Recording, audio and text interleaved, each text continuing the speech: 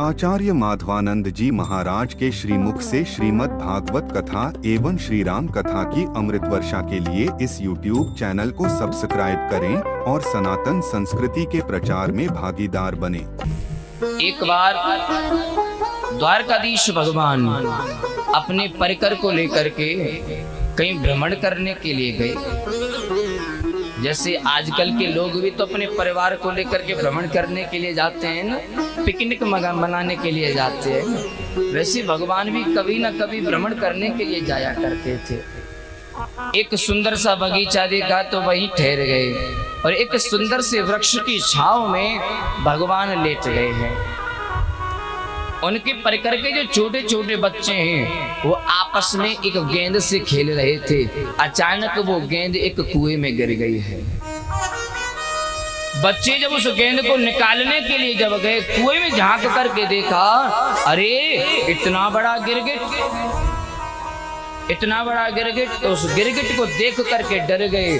आज जब भगवान आए तो भगवान ने जैसे ही उस गिरगिट के शरीर से अपने हाथ का स्पर्श किया है, उस गिरगिट का शरीर छूट गया और उसमें से एक दिव्य पुरुष प्रकट हो गया है। भगवान कहते हैं, महोदय आप कौन हैं? कृपया आप अपना परिचय तो दीजिए। तो आज ये अपना परिचय दे रहा है। नृगोनाम नरेन्द्र मिक्ष्वाकुतनय प्रभो दानिष्वाख्यायमानेषु यदि ते कर्णमस्पृशम्। किसी की बातों को सुन करके, किसी के व्यवहार को देख करके आप पता लगा सकते हो सामने वाला कैसे खानदान से है ना, कैसे इसके संस्कार हैं, सब कुछ पता लग सकता है। तो आज भगवान इसकी वाणी को देख करके, बात करने के तरीके को देख करके समझ गए ये बड़ा घमंडी है, अभिमानी है। अपना परिचय देने लगा, महाराज आप मुझे नहीं जानते हो? अरे मेरा नाम तो बड़े बड़े दानियों में मेरी नाम की गिनती की जाती है। मेरा नाम है नृग, मैं राजा नृग हूँ। और तो और महाराज मैं बहुत बड़ा दानवीर हूँ, मैंने बहुत ज्यादा दान किए हैं। भगवान कहने लगे, भैया कैसे दान किए हैं? अगर तू दानवीर होता तो आज गिरगिट बनकर के तू कुएं में नहीं पड़ा रहता। कैसा दानवीर है तू? आज राजा नृग कहता है, महाराज मैंने किसी साधारण वस्तु का दान नहीं किया। भगवान कहते हैं, भैया तूने कैसी वस्तुओं का दान किया? आजकल के लोग भी तो ऐसे ही हैं महाराज, चाहते तो दान करना है लेकिन अधर्म कर बैठते हैं। दान करने की इच्छा होती है लेकिन उस दान के नाम पर अधर्म करना चाहते हैं। आज दानी लोग जीवित रहे कहाँ हैं? अधर्मी लोग ज्यादा हो गए हैं। तो राजा नृग कहता है, महाराज मैंने किसी वस्तु का दान नहीं किया। मैंने दान किया तो मैंने दान किया गौओं का, मैंने गायों का दान किया। बोले आपने गायों का दान किया? बोले हाँ मैंने गायों का दान किया। अरे तुमने गायों का दान किया? बोले हाँ, और मैंने इतनी गायों का दान किया जिसकी गिनती नहीं की जा सकती है।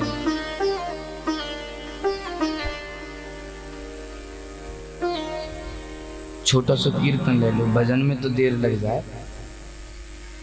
गोविंद मेरो है, गोपाल मेरो है, गोविंद मेरो है, गोपाल मेरो है, श्री बांके बिहारी नंदलाल मेरो है, श्री बांके बिहारी नंदलाल मेरो है, ओ श्री बांके बिहारी नंदलाल मेरो है, श्री बांके बिहारी नंदलाल मेरो है, गोविंद मेरो है, गोपाल मेरो है, गोविंद मेरो है, सभी गाइए, ताली बजा कर गाइए।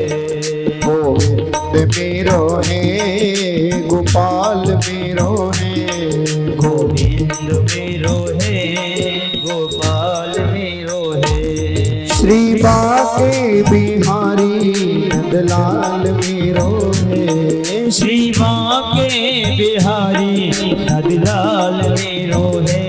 राधा वल्लभ बिहारी गोपाल मेरो है, राधा वल्लभ बिहारी गोपाल मेरो है। राधा रमण बिहारी घनश्याम मेरो है, राधा रमण बिहारी घनश्याम मेरो है। गोविंद मेरो है, गोपाल मेरो है, गोविंद मेरो है, गोपाल मेरो है। गोविंद मेरो है, गोपाल मेरो है। तवसल भगवान की जय हो। श्री वृंदावन बिहारी लाल की जय जय श्री राधे। इस बिटिया को बैठा दो है ना, लाली बैठ जा।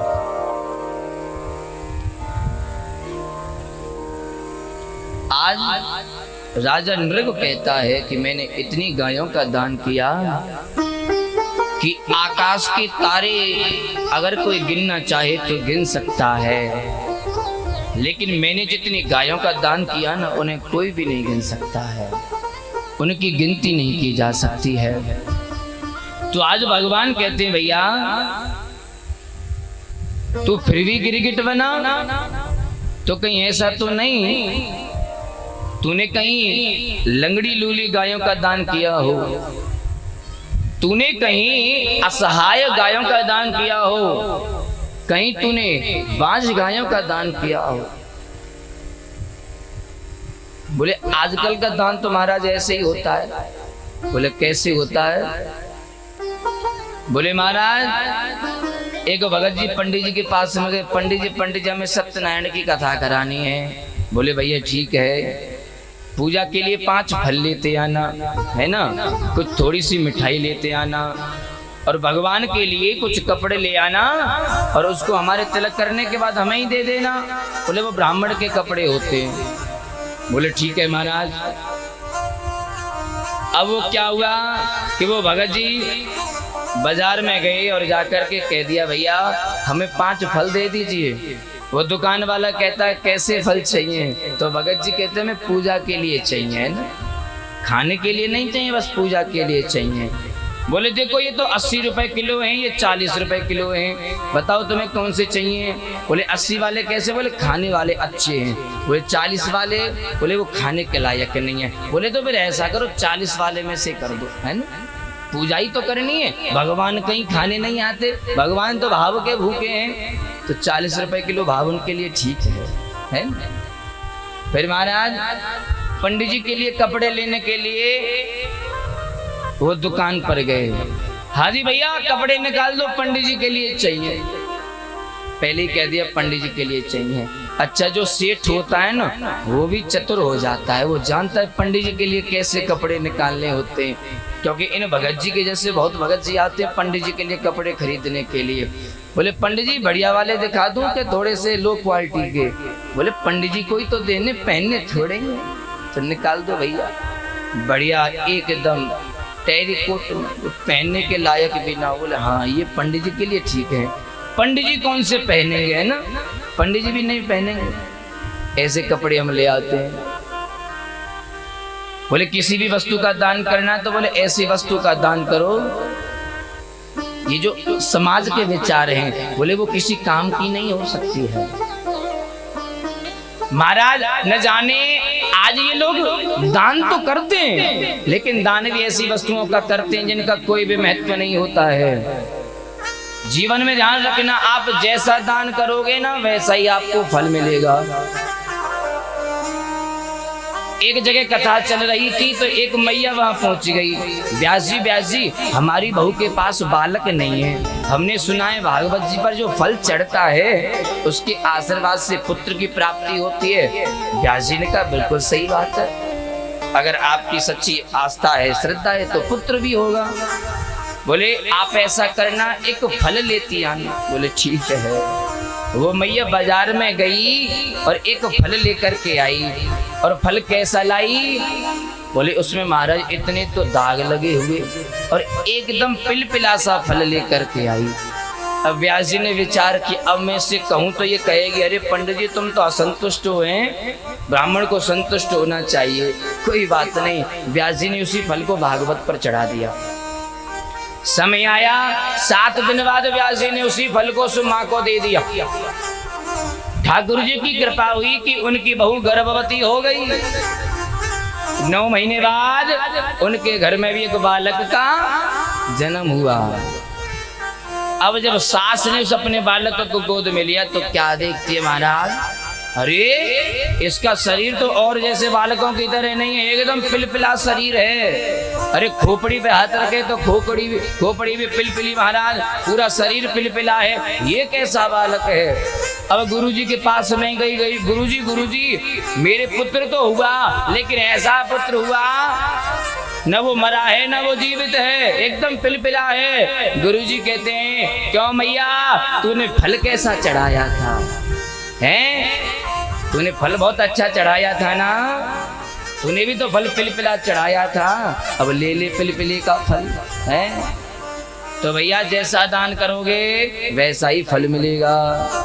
जीवन में ध्यान रखिए, दान तो करते हो लेकिन दान भी ऐसी वस्तुओं का करो जो आपका कल्याण कर सके। अगर किसी को भी कोई वस्त्र दान में देते हो, 5 वस्त्र देने की आवश्यकता नहीं है, केवल 1 वस्त्र दे दो, लेकिन ऐसा वस्त्र दो जिसे वो अपने शरीर पर धारण करे। ब्राह्मण को देते हो तो ब्राह्मण जितने दिन उन वस्त्रों को पहन करके जितनी भी पूजा और पाठ करेगा, भजन करेगा, उसका 30% उसका फल आपके अकाउंट में ज्वाइंट हो जाएगा, जुड़ जाएगा।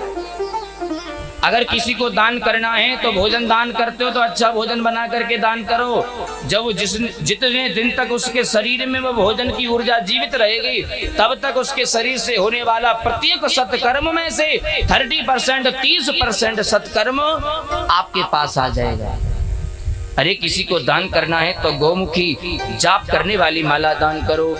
जितने दिन तक वो माला से जाप करेगा उतने दिन 30% उस जाप का फल आपके पास आ जाएगा। लेकिन महाराज आपने दान किया, बोले ऐसे कपड़े दान कर दो, पंडित जी को पहनने थोड़ा नहीं है, तो भैया आपसे यहाँ से ले जाकर के पंडित जी भी ऐसे ही पटक देते, आपको कुछ भी ठेगा भी मिलने वाला नहीं है, ध्यान कुछ भी मिलने वाला नहीं है। करो भैया जैसा दान कर रहे हो, कुछ भी नहीं मिलेगा। इसलिए भगवान कहते हैं भैया कहीं तूने भी तो ऐसी गायों का दान नहीं किया है जो लंगड़ी लूली हो, जो असहाय हो, जो दूध नहीं देती हो, क्योंकि तभी तो गिरगिट बना। लेकिन राजा नृप कहता है नहीं महाराज, मैंने कैसी गायों का दान किया वो सुन लीजिए। पयस्तुनी तरुणी सीन रूप गुणोपपन्ना कपिला हेम संगी न्यायार्जितारोप्य खुरा समस्सा दुकोल माला वर्णा ददावम्। मैंने कैसी गायों का दान किया? पयस्तनी तरुणी शील रूप, बोले मेरी गाय एक से एक सुंदर गाय, पयस्वनी तरुणी शील रूप, एकदम यौवन गाय, दूध देने वाली गाय, एकदम नई कपिला गाय, कपिला हेम श्रृंगी।